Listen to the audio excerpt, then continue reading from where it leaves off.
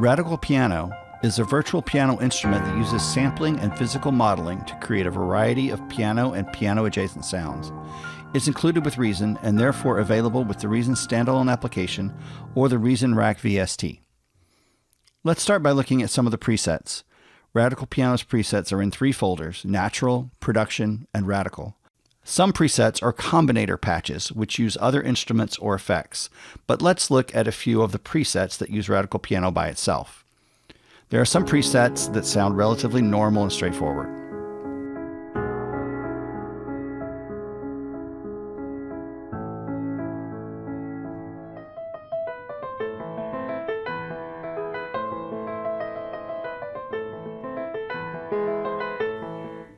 There are some presets that sound a little more distinct and different.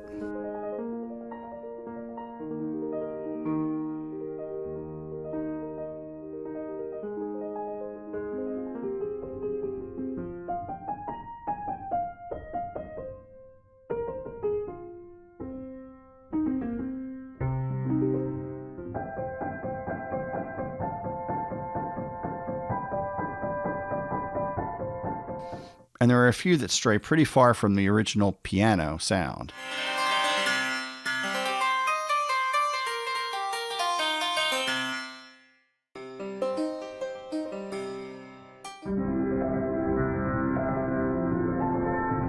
Now let's dig into the tweakable settings on the instrument and see what each of them does. The central area is where you select which piano samples you use, so this is the starting point for the instrument. There are basically 2 identical microphone setups, one on the left and one on the right. You can make one choice per side. There are 3 piano types: home grand, deluxe grand, and upright. And then 5 mic placement settings: vintage mono, ambience, floor, jazz, and close. The central knob lets you adjust the volume between the 2 mics. There's flexibility here, so you can experiment with interesting things such as using a different piano type on each side. The character knob lets you change the character of the piano from a softer and subdued tone to a more bright and aggressive one. The volume knob does just that, a simple volume adjuster. Velocity response knobs let you adjust how much changing velocity of the note affects the output of the sound. Tune lets you adjust the overall tuning of the piano.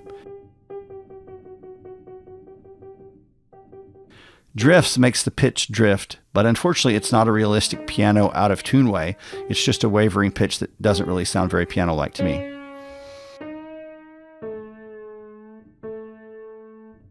Sustain is one of the more interesting features. A normal electronic sustain pedal is simply on or off, but a real acoustic piano pedal actually allows for various degrees of sustain. This ribbon-like controller allows you to adjust sustain to match the way a real sustain pedal might work.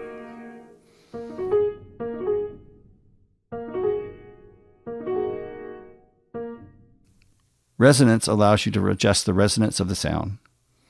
Envelope allows you to alter the envelope of the piano sound. Mechanics is a nice feature that allows you to bring in more or less of the noise a real piano creates when pressing a key down, pulling it up, or using the sustain pedal.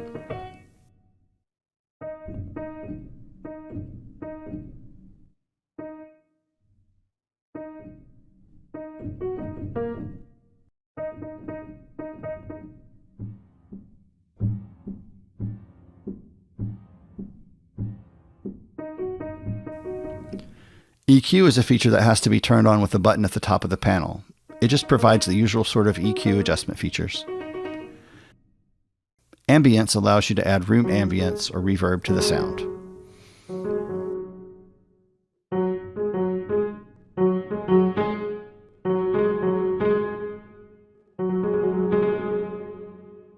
Output allows you to adjust output compression levels.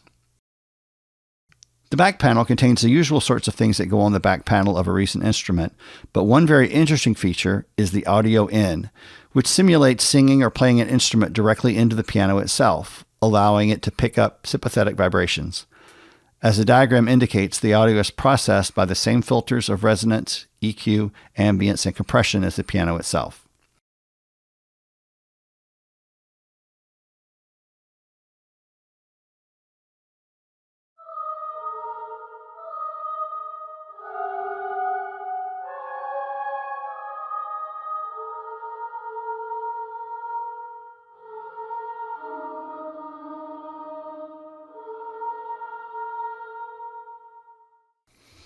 And that's about it. Overall, it's got decent piano sounds, and the special features such as the ability to add piano noise and have a sliding sustain pedal give it some definite perks over some other piano instruments.